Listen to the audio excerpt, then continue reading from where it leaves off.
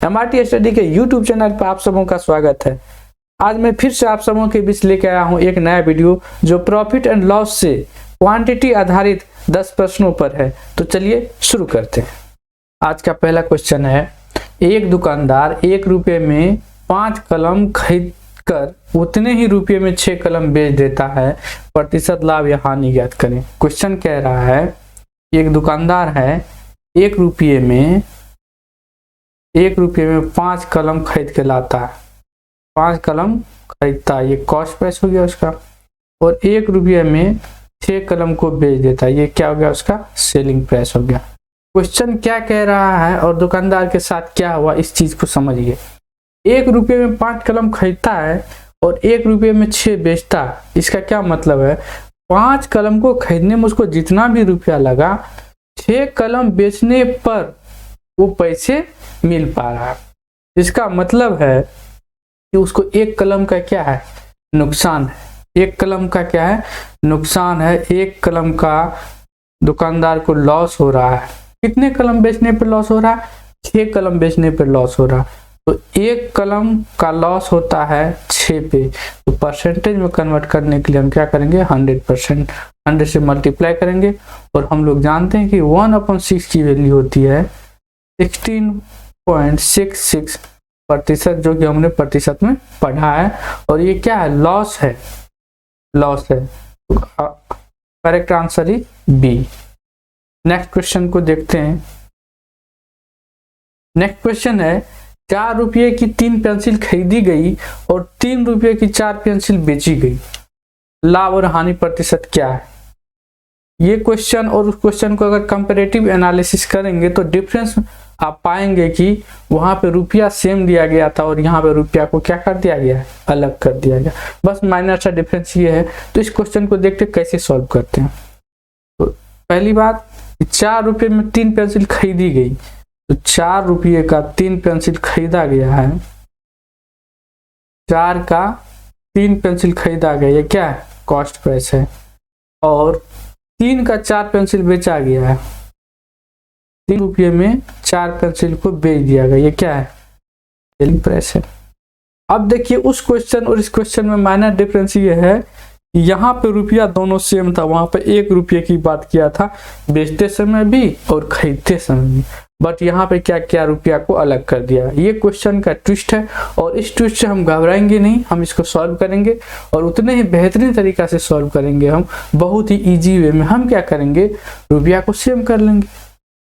अगर नहीं दिया है तो क्या, हम इसको सेम कर लेंगे। अब सेम कैसे होगा, इसको करने के लिए आप थोड़ा सा दिमाग लगाइए कि अगर ये ऊपर वाले में नीचे वाले से मल्टीप्लाई कर दे और नीचे वाले से ऊपर वाले से मल्टीप्लाई कर दे तो क्या सेम होगा, नहीं समझे।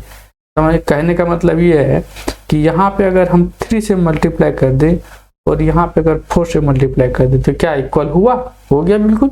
देखिए 4 तिहाई 12 और इस साइड किया है तो इस साइड भी करना पड़ेगा, तो ये क्या हो जाएगा, 3 तिहाई 9, 4 तिहाई 12 और क्या हो गया इधर 4 चौका 16।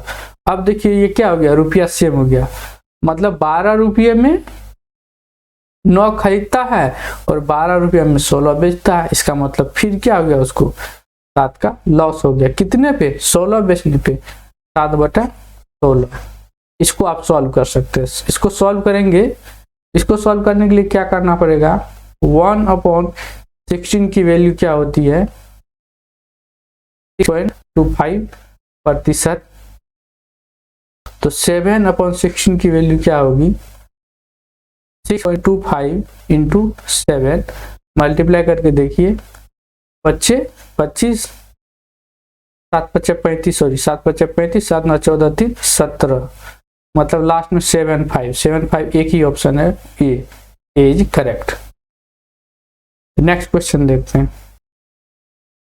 अगला क्वेश्चन है, 33 वस्तुओं का क्रय मूल्य 44 वस्तुओं के विक्रय मूल्य के बराबर है। क्वेश्चन कह रहा है 33 का क्रय मूल्य, 33 का कॉस्ट प्राइस जो है 33 का कॉस्ट प्राइस 44 के सेलिंग प्राइस के इक्वल है। या इसको सॉल्व कर ले इक्वेशन को, 33 तो 11 तिया 35 CP बराबर 11 चौका 44 SP। तो यहाँ से GP अपॉन SP क्या होगा, 4/3।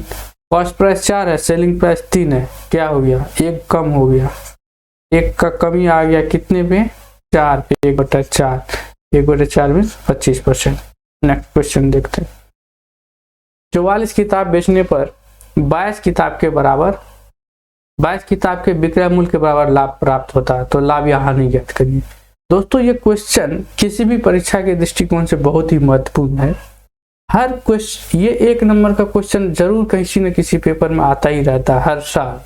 बहुत ही ध्यान से देखेंगे, ये एक क्वेश्चन नहीं है, इस पे आधारित 3-4 क्वेश्चन बन सकता है। जैसे देखिए यहाँ पे क्या लिखा है, विक्रय मूल्य के बराबर लाभ होता है, कहीं बोलेगा आपको क्या, क्रय मूल्य के बराबर लाभ होता है, कहीं बोलेगा विक्रय मूल्य के बराबर हानि होता है, कहीं बोलेगा क्रय मूल्य के बराबर हानि होता है। मतलब इसी क्वेश्चन में आपको उलझा देगा, वो 3-4 तरीके से देता है। तो कैसे इसको हम डील करेंगे, इसके लिए बहुत ही सिंपल मेथड है, एक मैं यूनिवर्सल मेथड बता रहा हूँ, आप उसको फॉलो करेंगे, सारा क्वेश्चन आपको सॉल्व हो जाएगा, परेशान होने की बिल्कुल जरूरत नहीं। चलिए देखते हैं कैसे करते हैं। इसको करने से पहले सबसे पहले देखिए पहला लाइन को पढ़िए। पहले में बोला कि 44 किताब बेचने पर, 44 बेचने पर, इसका मतलब आप क्या कीजिए, 44 किताब बेचने पे 44 का SP इक्वल टू, अगर मैं लिख दूं 44 का CP, क्या कोई प्रॉब्लम है? प्रॉब्लम इसलिए नहीं होना चाहिए कि अगर 44 का सेलिंग प्राइस, 44 वस्तु का विक्रय मूल्य अगर 44 वस्तु के क्रय मूल्य के बराबर है, इसका मतलब नो प्रॉफिट नो लॉस है। ये एक न्यूट्रल कंडीशन है। ये इक्वेशन आपको क्वेश्चन पढ़ते ही लिखना है। उसके बाद अगला जो मेथड होगा, अगला स्टेप जो होगा वो क्या होगा, आप क्वेश्चन के नेक्स्ट लाइन को पढ़िए, क्या बोल रहा है, 22 किताब के विक्रय मूल्य के बराबर लाभ प्राप्त होता है। इसका क्या मतलब है, जो उसका प्रॉफिट है 22 बुक के विक्रय मूल्य मतलब SP के बराबर है, प्रॉफिट क्या है 22 SP। तो अब ये बताइए, ये क्या था, ये विक्रय मूल्य, ये क्या है क्रय मूल्य। तो अभी तो ये इक्वल है नहीं। अगर विक्रय मूल्य बराबर क्या होता है, क्रय मूल्य प्लस माइनस प्रॉफिट लॉस या प्रॉफिट या लॉस प्लस माइनस प्रॉफिट या लॉस। इसका मतलब अगर इसमें हम प्रॉफिट या लॉस को जोड़ दें या घटा दें तो क्या मिल जाएगा, इसके इक्वल हो जाएगा। तो यहाँ पे हमारे केस में क्या है, प्रॉफिट है, तो इसको क्या कर देंगे, ऐड कर देंगे 22 SP। अब ये क्वेश्चन आपको क्वेश्चन बन गया है, आप इसको सॉल्व कर सकते हैं। यहाँ से अगर आप लेंगे तो 22 SP बराबर 44 SP, तो यहाँ से 22 से काम 22, SP बराबर 22 दूना 44 CP लिख सकते हैं। और CP upon SP, GP upon SP क्या हो जाएगा, 1/2। कॉस्ट प्राइस 1, सेलिंग प्राइस 2, कितने का डिफरेंस हो गया, 1 का, कितने पे, 1 पे, 100%। क्या हो गया, बढ़ रहा है, प्रॉफिट 100% क्या होगा, ये प्रॉफिट होगा। Option C correct. Next question देखते हैं। नेक्स्ट क्वेश्चन है 33 सेब को बेचकर एक व्यक्ति 11 सेब के क्रय मूल्य के बराबर लाभ कमाता है। देखिए दोस्तों आ गया, इस क्वेश्चन में था कि विक्रय मूल्य के बराबर लाभ कमाता है। प्रीवियस क्वेश्चन अगर आप देखेंगे तो यहाँ लिखा है विक्रय मूल्य के बराबर लाभ कमाता है, और नेक्स्ट क्वेश्चन पर अगर हम आते हैं तो ये लिखा है क्रय मूल्य के बराबर लाभ कमाता है। तो हम उसी तरह से इस क्वेश्चन को भी सॉल्व कर लेंगे। पहला स्टेप क्या होगा, 33 सेब को बेचकर जैसे वर्ड आता है यहाँ पर, ये गौर से जैसे लिखता है 33 को बेचकर, तो आप लिखिए 33 SP, और 33 SP जैसे ही लिखे इसको नो प्रॉफिट नो लॉस के मोड में लिख दें तो 33 SP।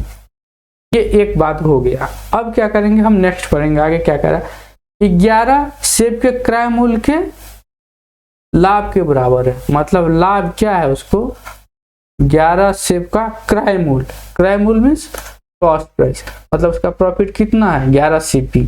ये सेलिंग प्राइस, ये कॉस्ट प्राइस, इसमें प्रॉफिट को आप अगर ऐड कर देंगे तो ये इक्वल हो जाएगा 11 CP। अब इसको आप सॉल्व करिए। 33 SP बराबर 44 CP, और यहाँ से CP अपन SP अगर बोलेंगे, इससे ये इधर गया तो ये इधर आएगा 33/44, ये क्या हो गया 11 × 33, 11 × 4 = 44। 3 से क्या हो गया, ये 1 का गैप हो गया कितने पे, 3 पे, 1/3 मीन्स 33.3%। क्या हो गया, इसको प्रॉफिट हो गया। ए इज करेक्ट। नेक्स्ट क्वेश्चन देखते हैं। नेक्स्ट क्वेश्चन है बिल्कुल उसी तरह का क्वेश्चन है, ये सारे 4 क्वेश्चन है इसमें। अब देखिए अगला क्वेश्चन है, 144 कलम को बेचने पर शंकर को 96 कलम के विक्रय मूल्य के बराबर हानि होता है। बिल्कुल नहीं कर, इसमें घबराना है। जैसे एक लाइन पढ़े आप कि बेचने पर, जैसे यहाँ से एक वर्ड आया कि बेचने पर, क्या 144 आप लिखेंगे यहाँ पे 144 SP बराबर 144 CP। ये बिल्कुल एक लाइन पढ़ने के बाद ये वर्ड, ये चीज आप इस पे राइट डाउन कर लेंगे। उसके बाद अगला क्या है, 96 कलम के विक्रय मूल्य के बराबर हानि होता है। इस बार देखिए लॉस हो रहा है, 96 कलम के विक्रय मूल्य मतलब SP के बराबर लॉस हो रहा है। तो लॉस हो रहा है, ये क्या है विक्रय मूल्य, ये क्या है क्रय मूल्य। तो यहाँ में हम क्या करेंगे, लॉस को माइनस कर देंगे तो इक्वल हो जाएगा 96। आप सॉल्व कर सकते हैं, 144 SP प्लस 96 SP बराबर 144 CP। आप इसको ऐड कीजिए, 4×10 9 × 13 1 14 1 1 2 240 SP बराबर 144 CP। तो यहाँ से CP/SP क्या होगा 240/144। ये क्या हो जाएगा 20/12, 20/12 ये क्या हो जाएगा आपको 20/12 4 25 4 23 12। तो इसमें कितने का डिफरेंस देखिए, कॉस्ट कितना हो गया 5 और सेलिंग कितना हो गया 3, 2 का डिफरेंस है कितने पे 5 पे, 2/5, 2/5 मीन्स क्या हो गया 40%, 2/5 क्या हो गया 40%। Option C is correct. Next question. Next question है, सोहन ने 3000 रुपया में 25 किताब खरीदी और उन्होंने 10 किताबों के विक्रय मूल्य के बराबर लाभ उठाते हुए बेच दिया।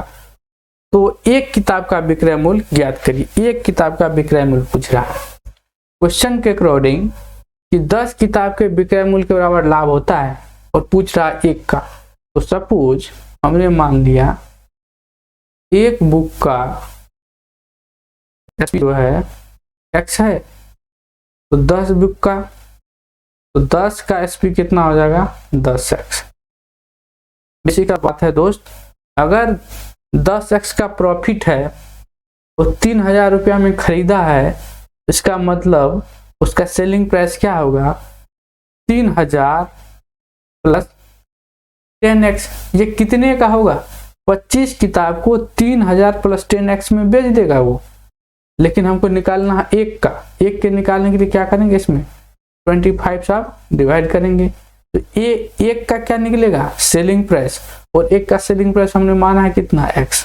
आप बस इस क्वेश्चन को सॉल्व कीजिए, आंसर प्राप्त कीजिए। 3000 plus 10x equal to 25x। यहाँ से हो गया 3000 बराबर 15x, x बराबर क्या हो गया 200।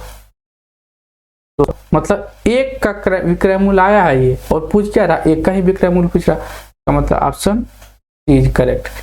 नेक्स्ट क्वेश्चन पे चलते हैं।